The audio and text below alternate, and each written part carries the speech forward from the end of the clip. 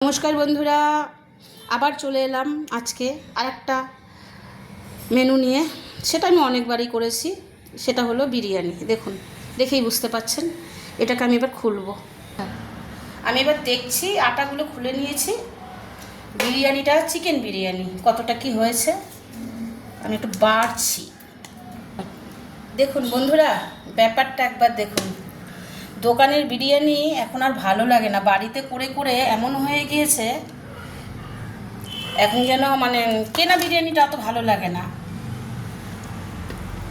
বাড়া তো হয়ে গেছে, দেখ তো একটু খেয়ে কেমন হয়েছে।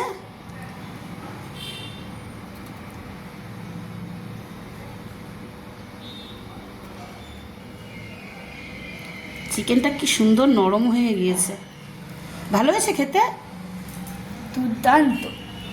তো ঠিক আছে, খাওয়া দাওয়া করুন, এরকমভাবে সুন্দর একটা বিরিয়ানি বানিয়ে নেবেন।